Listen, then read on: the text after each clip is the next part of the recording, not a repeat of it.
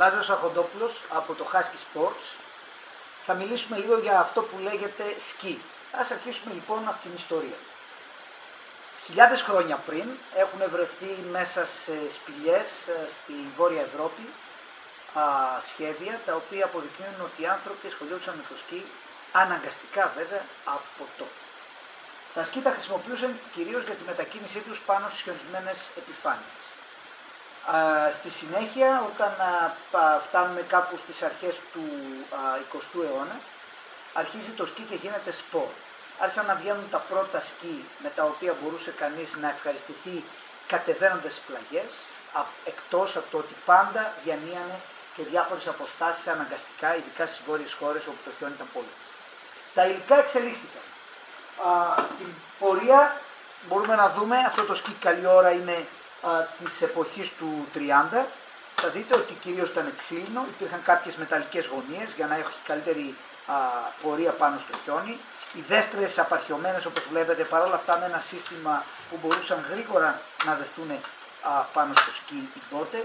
Οι μπότες πρώτα ήταν δετές με κορδόνια, δερμάτινες, στην συνέχεια δερμάτινες με clips και σήμερα έχουμε τα σύγχρονα υλικά τα οποία στη συνέχεια θα μιλήσουμε. Το σκι από μόνο του είναι extraordinary sport. Είναι ένα σπορ το που οδηγάει τον άνθρωπο σε εντυπώσεις, σε αισθήματα και συναισθήματα τα οποία είναι πολύ ξεχωριστά από την καθημερινότητα. Μπορεί κανείς να γλιστρήσει με ταχύτητα, κάτι που δεν έχει να κάνει με τη φύση του ανθρώπου. Έτσι από μόνο του μας οδηγάει στη διασκέδαση και στο να ανακαλύψουμε καινούργιες αισθήσεις. Η εξέλιξη των υλικών έφεραν τις σημερινές επιδόσεις μας πάνω στο σκι. Σαφέστατα τα ξύλινα σκι της αρχής του 20ου αιώνα δεν βοηθούσαν σε ιδιαίτερη απόλαυση. Σήμερα έχουμε υλικά όπως είναι το τιτάνιο, όπως είναι τα ακριλικά υλικά τα οποία βοηθούν πέρα από την καλύτερη λειτουργία του σκι με περισσότερη αντίδραση πάνω στις διάφορες πιέσεις που δέχεται, βοηθούν κυρίως στο να έχουμε ελαφρύτερα σκι με μεγαλύτερη διάρκεια και μεγαλύτερη απόδοση. Επίσης στην εξέλιξη των υλικών έχουν τοποθετηθεί διάφορες πλάκες πάνω στο σκι που δίνουν μεγαλύτερο ύψος στην τοποθέτηση της μπότας με αποτέλεσμα τα λεγόμενα γωνιάσματα να είναι πολύ πιο εύκολα ώστε ο χιονοδρόμος να μπορεί να καθοδηγήσει τα σκι του καλύτερα. Η πιο σύγχρονη εξέλιξη, η οποία βέβαια είναι της τελευταίας δεκαετίας και ίσως λίγο παραπάνω, είναι ο λεγόμενος σχεδιασμός του σκι. Τα σκι πρώτα ήταν περίπου παράλληλες οι δύο γωνίες τους, τώρα πλέον διακρίνει κανείς το σχήμα, όπως τα λέγαμε, μιας γυναίκας στα σκι, δηλαδή φαρδιές πλάτες, στενή μέση και χαμηλά φατύτερα, με αποτέλεσμα να έχουμε την απόλυτη καμπύλη όταν σχεδιάζουμε την στροφή μας πάνω στο χιόνι. Τα σύγχρονα υλικά, πέρα από την ομορφιά τους, γιατί βλέπετε ότι και με τα χρώματα μπορεί κανείς να κάνει το υλικό να είναι ακόμη πιο ευχάριστο, γίναν ακόμη πιο ευχάριστα λόγω του ότι μπαίνουν συνέχεια τεχνολογικά στοιχεία που τα κάνουν να αποδίδουν καλύτερα. Ένα από αυτά, συγκεκριμένη μάρκα, είναι το μικροτσιπάκι που υπάρχει με αποτέλεσμα μέσα από τους κραδασμούς να μετατρέπει τους κραδασμούς σε ηλεκτρικά κύματα και να σταθεροποιεί την πορεία του σκι πάνω στο χιόνι.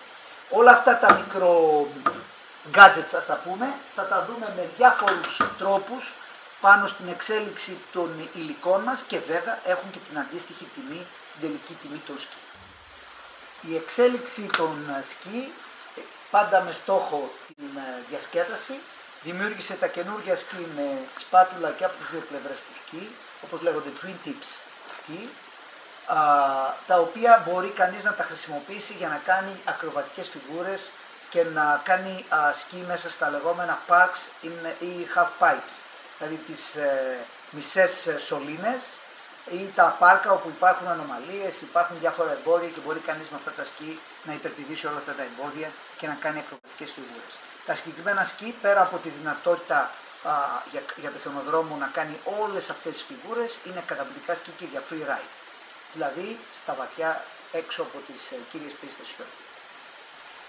Στη συνέχεια, ένα από τα στοιχεία που μας ενδιαφέρει πάρα πολύ είναι η ασφάλεια. Η ασφάλεια του σκι βασίζεται σε 3 βασικά στοιχεία. Πρώτον, τη δυνατότητα απελευθέρωσης του ποδιού στην περίπτωση που έχουμε πτώση. Γι' αυτό το λόγο χρησιμοποιούμε τις δέστρες, όπως λέγονται, τους μηχανισμούς πρόσδεσης της μπότας πάνω στα σκι.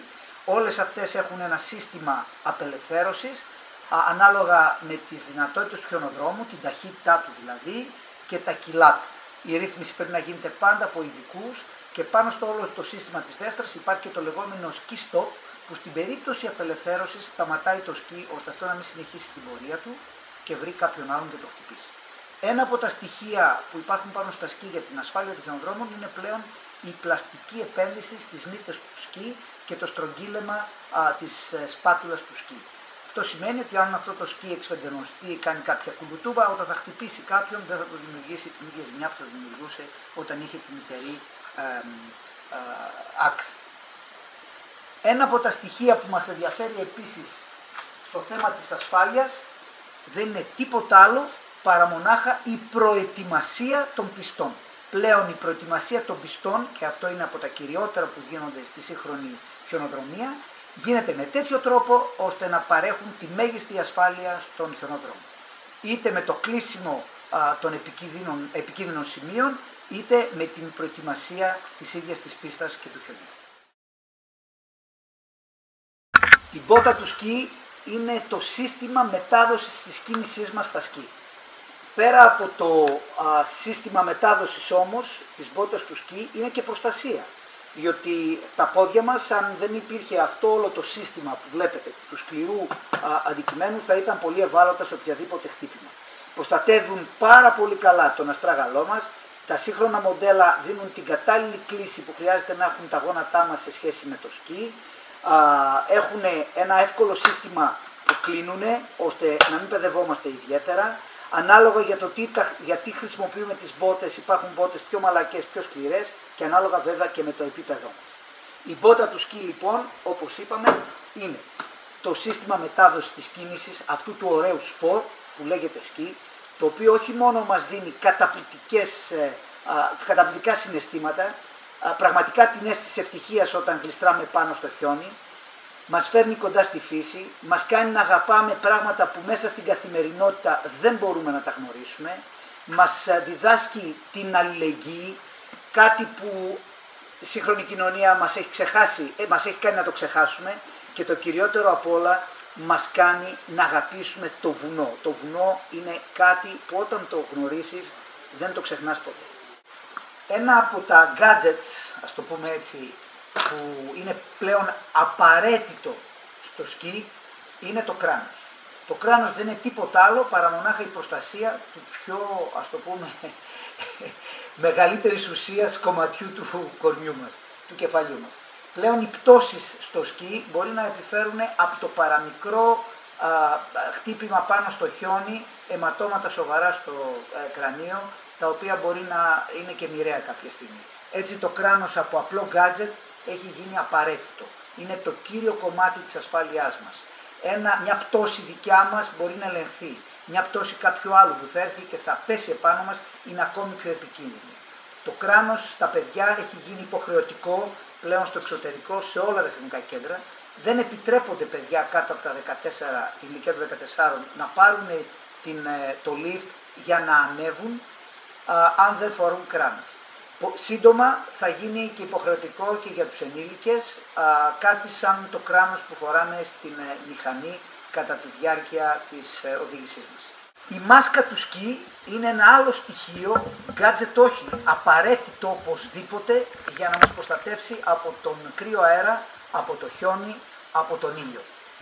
Είναι στοιχείο πλέον της ασφάλειάς μας. Όσο και αν φαίνεται λιγότερο σπουδαίο από το κράνος, είναι ασφάλεια της υγείας μας. Βέβαια τα γάντια είναι εξίσου σπουδαία όπως το κράνος και η μάσκα. Προστατεύουν τα χέρια μας όχι μόνο από το κρύο αλλά και από τις πτώσεις και τα λεγόμενα χτυπήματα με αιχμηρά αντικείμενα. Ένα καλό γάντι έχει και προστατευτικά για την περίπτωση που θα έχουμε κάποια πιο δυνατή πτώση. Λάζαρος Αρχοντόπουλος από το Husky Sports για τους Snowboardholics.